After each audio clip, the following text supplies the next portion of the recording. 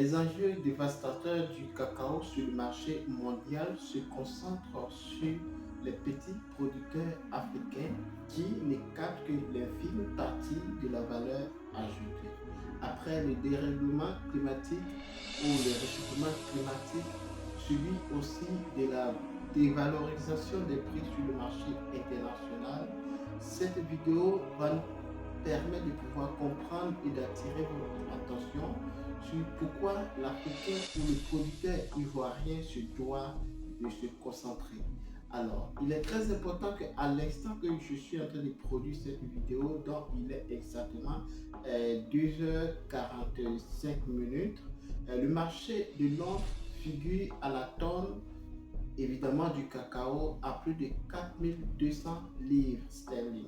Tandis que je venais de discuter avec quelques amis producteurs en Côte d'Ivoire, dont la tonne est achetée à 1 million, sous prétexte que les difficultés sont là, sous prétexte qu'il y a des difficultés de route. Pourtant, l'État de Côte d'Ivoire a insisté qu'en deçà des prix qui ont été annoncés de 2800 à 1000, 2800 à 1200 francs, que ce prix devait être respecté. Hélas, qu'est-ce qui se passe? Donc, raison pour laquelle il est très important que vous écoutez évidemment ce message jusqu'à la fin. Alors, si vous venez de nous prendre en charge, sachez très bien que ici nous parlons aussi de la politique agricole. Je suis Kwame Ferdinand, agripreneur et négociant de matières premières spécialisé dans les cultures pérennes telles que le cacao, le café, les noix de cajou, les palmiers à huile. Je suis également négociant des céréales. Sur cette chaîne, nous parlons de business, nous parlons d'entrepreneuriat, nous parlons surtout de l'entrepreneuriat agricole. Nous plongeons également au cœur des paysans producteurs de matières premières afin de montrer le quotidien, partager les cris de cœur et opter pour une solution rapide et efficace dans le but de contribuer au développement rural en apportant notre expertise favorable à leur réussite sur le marché national et international. Nous mettons l'accent sur l'éducation entrepreneuriale christocentrique sans tabou. Donc, si vous êtes en quête d'informations judicieuses et capitales pour le développement de vos business, soyez donc les bienvenus car cette chaîne est faite pour vous. Alors, n'oubliez pas que dans ce numéro de la politique agricole, nous allons parler en primo de ce qui est en train de miner notre situation, évidemment de nous, les producteurs. Il s'avère que plusieurs acheteurs mafieux se cachent derrière les conditions de vulnérabilité des producteurs pour pouvoir acheter le cacao au bas prix. Alors, nous allons essayer de décortiquer dans la première partie de cette vidéo dont j'avais mentionné voilà, ce dérèglement-là en nous tournant vers nous-mêmes, nous les producteurs, afin que l'État de Côte d'Ivoire puisse nous donner la capacité, les opportunités à nous-mêmes de développer notre filière. Je constate que cela n'est pas encore mis au point parce que plusieurs producteurs se plaignent, plusieurs producteurs se lamentent. Il faut avouer que, évidemment, sur cette chaîne, je partage des vidéos, mais en amont, je discute beaucoup plus avec les producteurs de cacao, puisque moi-même j'en fais partie et je suis issu voilà, d'une famille de producteurs de cacao, donc je suis mieux placé pour pouvoir vous expliquer. Alors, quel est l'objet de cette vidéo? Vu la dégringolation de l'achat des prix en Côte d'Ivoire et vu aussi l'augmentation progressive, et je vais dire des prix du marché de Londres, je vois qu'il y a deux grandes différences que plusieurs personnes se doivent de se poser. Alors, pour pouvoir se poser des questions et pour pouvoir trouver des solutions, la première question répond à tout type de problématiques que les producteurs de cacao puissent rencontrer. La question est la suivante. Pourquoi dois-je vendre mon cacao à un acheteur? Pour pouvoir revenir dans l'histoire, lorsque l'apparition du cacao qui a été voilà, très progressive sur le marché national, à la base, le cacao n'avait pas été implémenté sur le sol africain pour pouvoir passer à la transformation.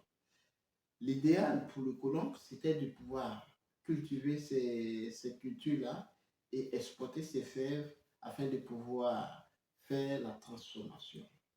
Mais au fur et à mesure, il savait que les choses changent. Plusieurs personnes ont commencé à s'intéresser au secteur dans la transformation. Je veux parler des frères, des jumeaux suprêmes de Divo qui ont, voilà, à leur sein plus de deux grandes entreprises issues de la transformation du cacao qui sont en train de faire un travail très formidable dans ce secteur. Mais il y a toujours certaines incompréhensions qui sont encore toujours dans ce secteur.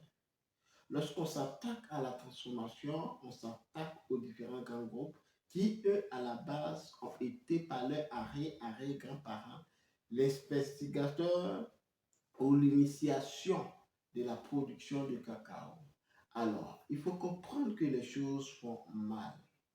Peu importe, je ne cesse de répéter ici, aucun président ne doit donner le prix du cacao. Aucun ministre ne doit donner le prix du cacao.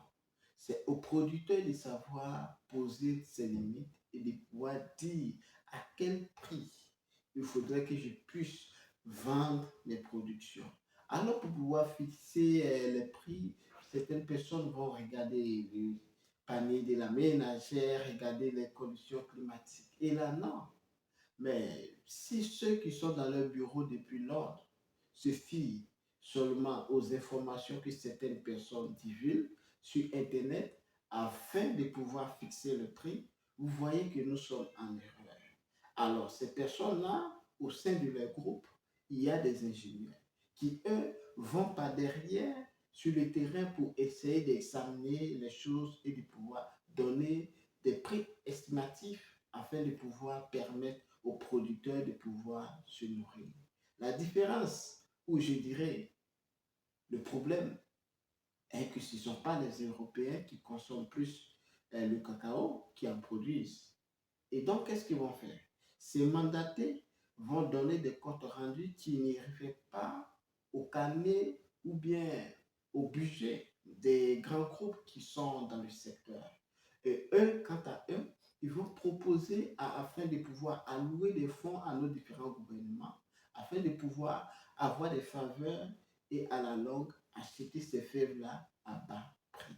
Alors, cette situation, si on veut essayer de décortiquer dans cette vidéo, ça va mettre un peu plus long. Mais ici, je vais attirer ici pour pouvoir terminer la première partie de notre vidéo.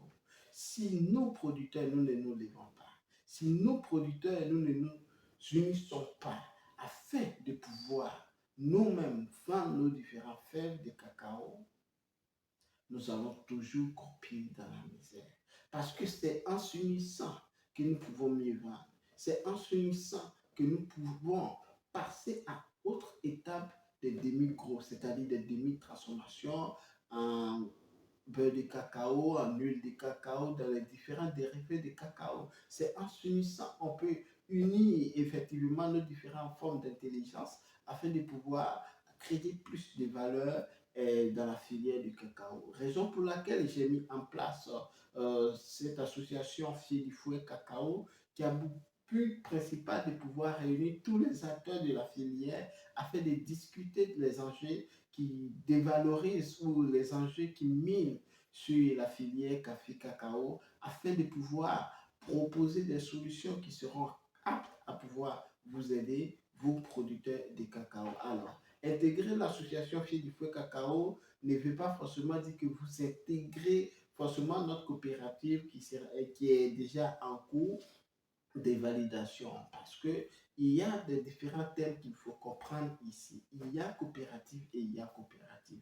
Ce que j'ai observé au fur et à mesure du temps, depuis tout petit, est que dans notre localité, nos parents ont essayé d'adhérer à plusieurs types de coopératives qui n'ont pas abouti à quelque chose. Raison pour laquelle, après une longue réflexion, j'ai décidé de réunir plusieurs producteurs afin de discuter de ces sujets-là. Quelles sont leurs craintes? Quelles sont leurs inquiétudes?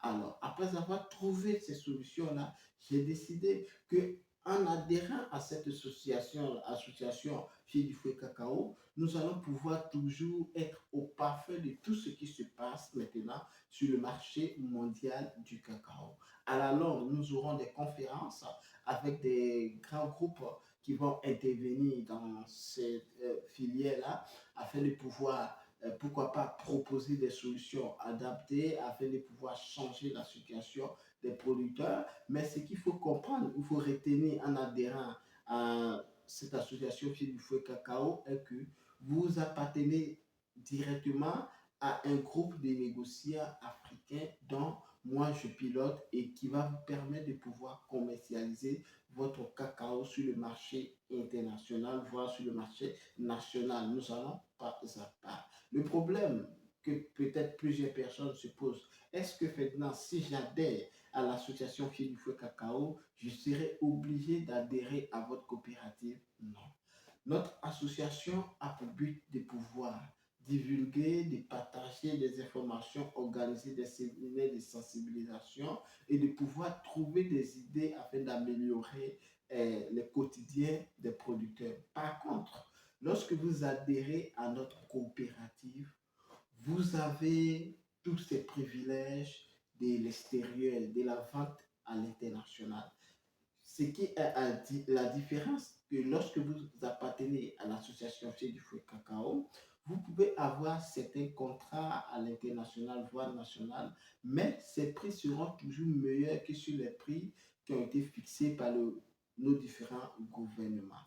Alors, ce qu'il faut comprendre est que lorsque nous sommes en groupe, lorsque nous sommes en harmonie, lorsque nous sommes unis autour de la même table et nous discutons des mêmes valeurs, croyez-moi, nous pouvons apporter plus à notre filière que de déléguer à certaines personnes qui n'ont connu ni d'Adam ni d'Ève, ne savant même pas comment faire pour pouvoir produire ces cacao-là, profit sur notre dos. Et évidemment, c'est ce qui se passe dans les différentes coopératives qui ont chuté, où le président qui se propose de pouvoir mettre en place ces coopératives-là n'ont pas l'intérêt général, ils n'ont que leur intérêt personnel afin de pouvoir s'enrichir sur le dos des producteurs. Nous sommes fils des producteurs, vous êtes producteurs, n'hésitez pas à rentrer en contact avec moi afin de pouvoir discuter, d'échanger et si cela vous convient, vous allez intégrer l'association et pas à pas, si encore vous voulez partir plus en profondeur, l'association qui est, je dirais, téléchargement en cours, vous pouvez intégrer tout simplement afin de pouvoir bénéficier du plus grand service à moindre coût. J'ai dit à moindre coût, des services qui seront proposés si vous appartenez à notre coopérative sont free et si vous appartenez à l'association sont free mais à un certain niveau que vous voulez atteindre, il va falloir essayer de pouvoir discuter avec les différents chefs d'entreprise donc qui seront voilà, très actifs sur notre plateforme. Alors, n'hésitez pas à rentrer en contact avec moi. Sur ce, prenez soin de vous. Le cacao, mon héritage, mon combat. À météo.